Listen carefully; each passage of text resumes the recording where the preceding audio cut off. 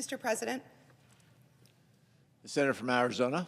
Thank you. Mr. President, I stand here today closing out my time in Congress, and I am reminded of the gravity of this place, the storied history of the Senate, one in which we are all honored to contribute, and the guardrails that serve as the foundation of this body and our democracy. Those guardrails, the Constitution, our oath of office, the rules of the Senate, and the norms of collegiality, integrity, and respect. These are the pillars that have ensured our democracy could endure. They exist for a reason: to cultivate relationships so we can move history forward, to temper the excesses of greed, and to curb the hunger for power. As our country has become more and more divided, and as our politics has devolved into a constant series of all or nothing battles, we find ourselves bumping into these guardrails with more frequency.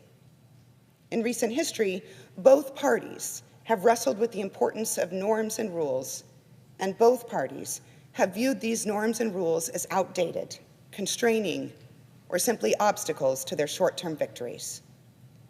Many now blame these guardrails for blocking critical progress, instead of recognizing that it is us, our actions, our words, our incivility, and ultimately our unwillingness to compromise that prevent reasonable solutions from advancing. When holding political power and feeling the hunger and pressure for an immediate partisan win, it is easy to view the legislative filibuster as a weapon of obstruction. It is tempting to prefer elimination of the filibuster to compromise. It certainly feels faster, easier, and more satisfying, at least in the short term, that is. But there are dangers to choosing short-term victories over the hard and necessary work of building consensus. To give in to the temptation of the short-term victory means giving in to the chaos caused by the constant ricocheting of laws. Or it means you labor under an illusion that by eliminating the filibuster, you'll maintain political power forever, effectively ending our two-party system. That's a fallacy, and worse, it's scary. One-party rule is not democracy. That's autocracy. That's not the system our forefathers envisioned, and it's not what our country deserves. The beauty of America is in the push and the pull.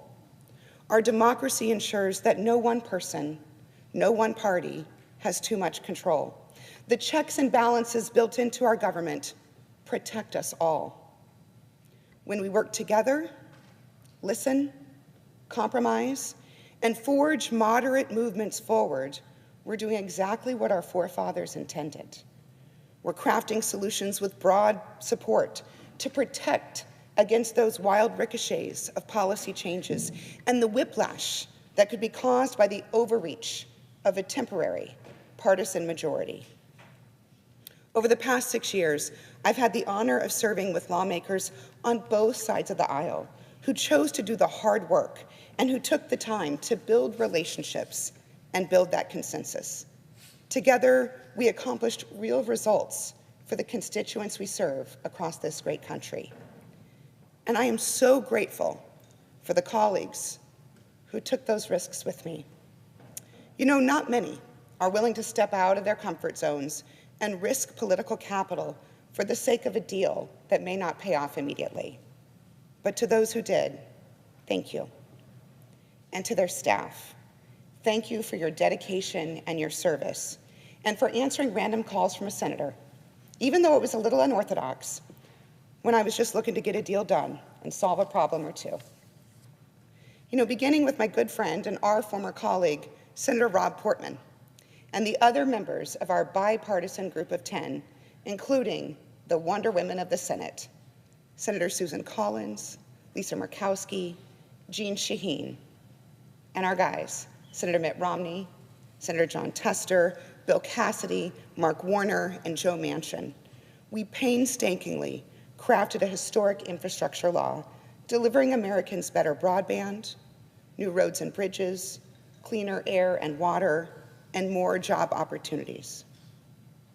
Later, working with Senators Mitt Romney, Tammy Baldwin, Susan Collins, Tom Tillis, we passed the Respect for Marriage Act, giving Americans of all backgrounds peace of mind, protecting marriage and religious freedoms. And teaming up with Senator Todd Young, we saved the CHIPS and Science Law, spearheaded by Senators John Cornyn, Maria Cantwell, Roger Wicker. We saved it from partisan collapse, and now America and Arizona can lead the way in semiconductor manufacturing, and our country is safer and more secure. Bringing Senators John Cornyn, Chris Murphy, and Tom Tillis together to tackle the intractable issue of gun violence, we not only saved lives, we improved our country's mental health care. And as everyone involved in each of those deals know, the results weren't easy. It was a product of months of hard conversations, many tough decisions, many trade-offs, constant back and forths that pushed us towards those solutions and that progress. And while those are the highlights, we've also witnessed what happens here in this chamber when we give in to the temptation of taking the easy way out and abandoning those guardrails. In 2013, judicial nominees weren't confirmed at a fast enough pace for the majority, so one party lowered the 60-vote threshold to a simple majority. And while one political party started it, the other finished it. And now all federal judges, including Supreme Court nominees, are confirmed with just 51 votes. Just 9 short years after that, half the country was shocked and disappointed when the Supreme Court overturned Roe versus Wade. But it was no surprise at all. It was a foreseeable, predictable result of eliminating the Senate standard that requires broad bipartisan support for judicial nominees. No longer is the majority party required to nominate mainstream judges who earn support from across the political spectrum. Now it's just a race to get your guys into the spots while you have power. And yet some wonder why public trust in our judiciary is at an all-time low. Even still, with the consequences of those short-sighted decisions clear for all to see, the clamor to summarily destroy the Senate's process of passing legislation persists. Surely I am not the only one to see the absurdity in all of this. The political winds have now shifted, and yet the filibuster ensures that the tyranny of the majority does not overrule the rights of the minority, regardless of who sits in the seat of power.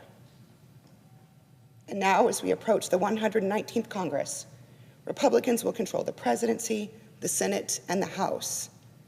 And sadly, I'm already hearing rumors of a hunger to subvert these norms, indeed to use reconciliation as a tool to circumvent the filibuster. But the end result of that short-sighted action would be the same.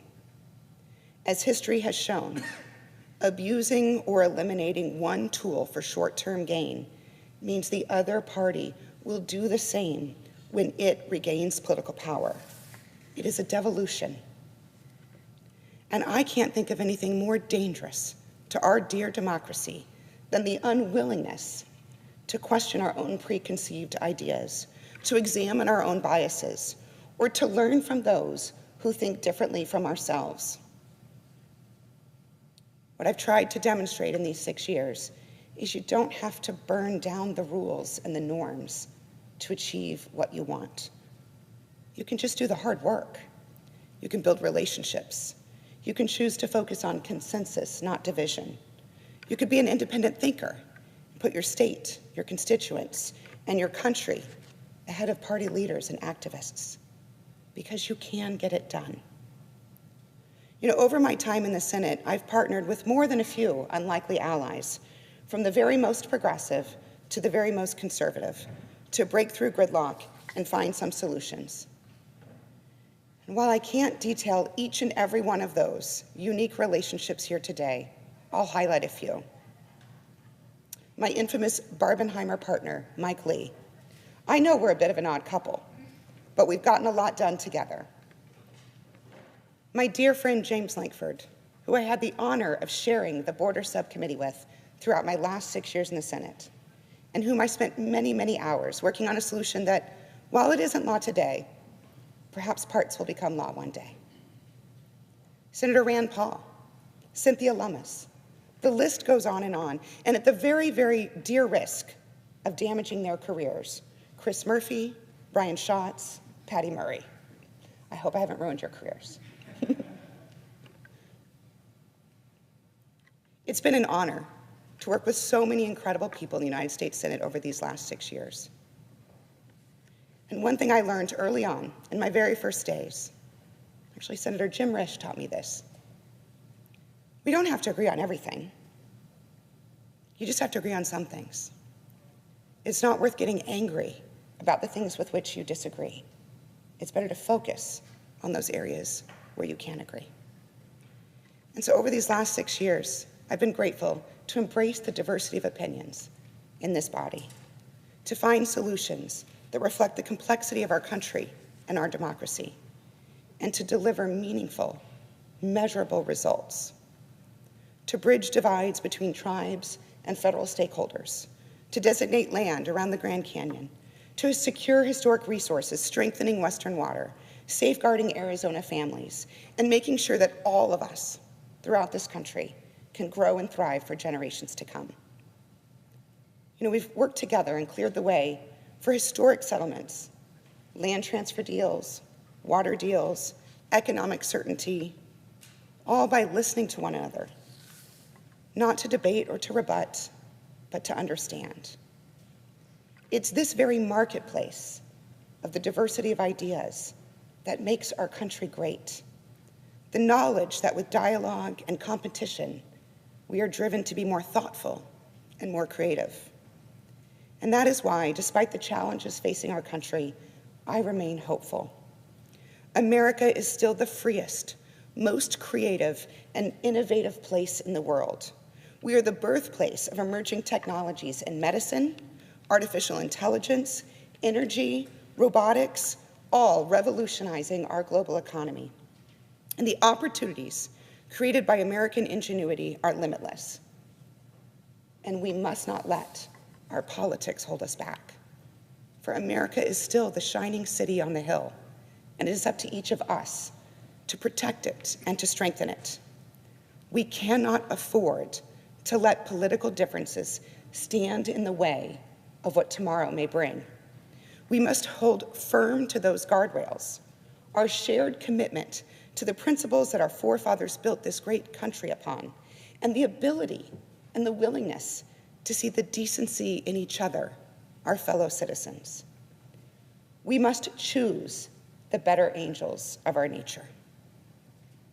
And speaking of the better angels, over the past 12 years, I've had the honor of working with some incredible people in both the House and the Senate. And I don't mean the senators and members of Congress I've served alongside, although that has been an incredible privilege. I have the deepest respect and gratitude for my current and former colleagues.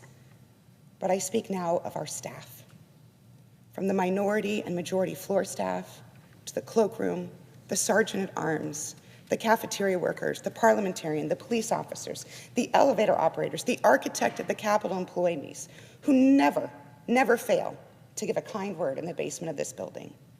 You all are the unsung heroes of the Capitol. You're here long before we arrive each day. You're here long after we head home for the night. So thank you. And to my own staff, many of who are here today, from my very first days in the House to my very last days here in the Senate, thank you. You are the backbone of everything that we have delivered for Arizona and for this country.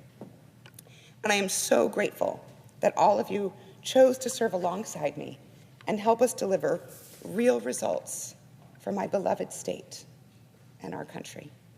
I could not be more proud of what we've accomplished. As I leave this floor after 6 years in the Senate, I cannot help but continue to think of President Abraham Lincoln's words as he closed his first inaugural address. He called for unity in a deeply divided country, and his words ring true today. I am loath to close. We are not enemies, but friends. We must not be enemies. Though passion may have strained, it must not break our bonds of affection. The mystic chords of memory, stretching from every battlefield and patriot to every living heart and hearthstone all over this broad land, will yet swell the chorus of the Union when again touched, as surely they will be by the better angels of our nature. Thank you. Mr. President, I yield the floor.